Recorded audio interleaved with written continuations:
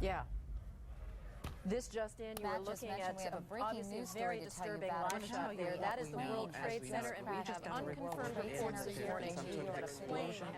As we come on air, we have serious news of a major, a very tragic event for you right now.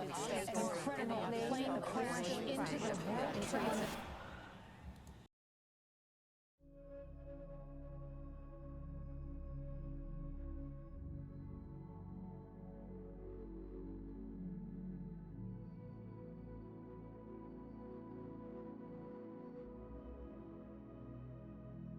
When it first happened, my immediate thought was Pearl Harbor.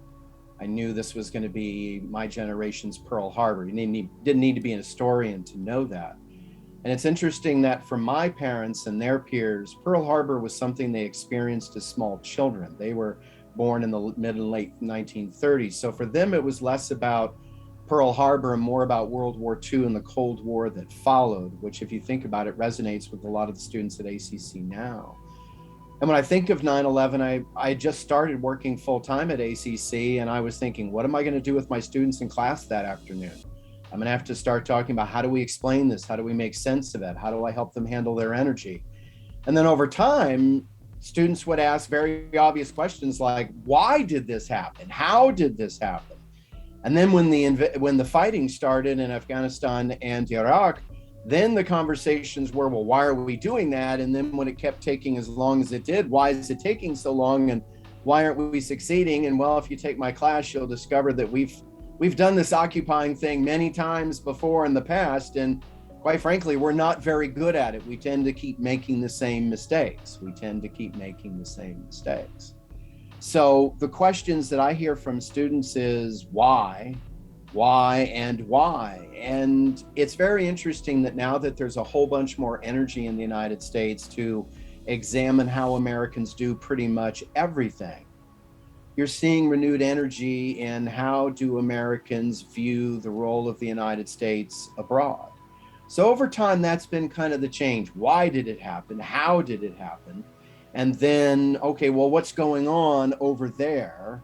And why isn't it working? And why the heck did it take so long for us to realize it wasn't working? But unfortunately, we've done this a very poor job with this many times in the past.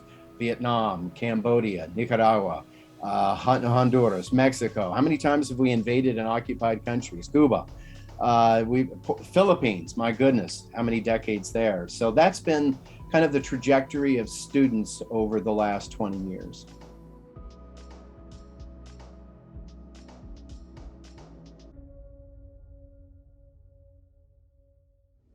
I was really young when 9/11 happened. I was only in kindergarten.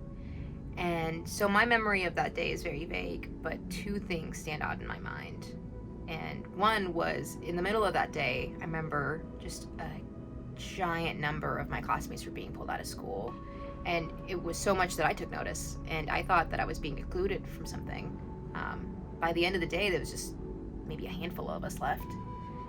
And I remember after that, I was waiting for my mom to come pick me up. And by the second or third week of school, you kind of get a gist of how teachers act after the school day, especially if they're waiting with you to get picked up. You know, they would talk amongst themselves, or they would talk to students, or, you know, just be a welcoming presence. And I remember that day, they were really, really quiet. And I didn't find out about what had happened until much later in school. But it's so devastating to think that such an event just completely rippled and changed the way we live our lives. And that's the thing, like, I don't know life before 9/11. I only know life after 9/11. And it's so scary to think that 20 years later, and you can still feel the effects of that day.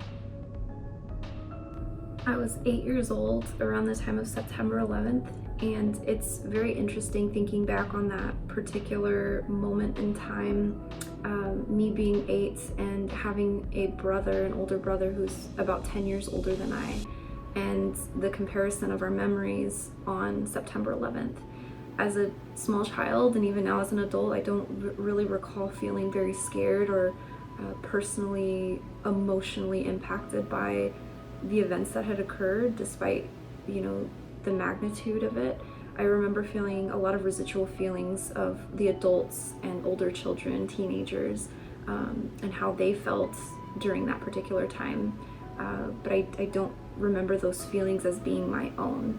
And it's funny bringing that conversation to my brother, who again is much older than I am, and how he recalls it very differently. And he told me one time when I brought this up to him recently, maybe last year, that I was definitely impacted just as significantly as some of the adults and older children. That Halloween of that same year, I was too afraid to go trick-or-treating. And it's strange to think that I repressed a lot of those emotions from that time, but thinking back on, again, the magnitude of that particular tragic event was just insurmountable. It's very interesting how I recall it even now as an adult. I remember not wanting to go to school that morning because my younger sister, who was 6 years old at the time, had gotten stitches the day before.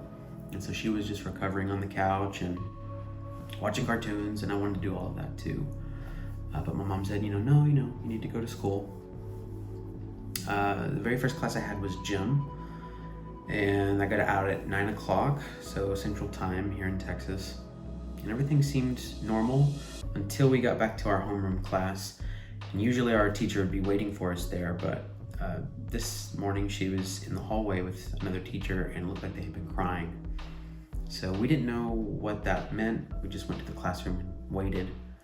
And then she came in and just said, there's been a bad event in New York, and it's a bad day, and it's a day that we won't forget, and I think we should watch the news. We had a TV, she turned that on, and I just remember seeing flashes of the news. I remember seeing smoke, but even through her explanations, I really didn't understand what the Pentagon was. I didn't understand what the World Trade Center was. I just couldn't wrap my head around it. But then my mom picked me up at the end of the day, and she explained a bit more. But it took years, I think, for me to have a deeper, true understanding of it. When you're a kid, your parents are kind of like looking over this wall at what's going on and kind of passing you information and emotions down. And so it wasn't until I was about 27, it was when I visited the 9/11 memorial, and it really hit home that this is not just a news story from my childhood, a tragedy. These are real people.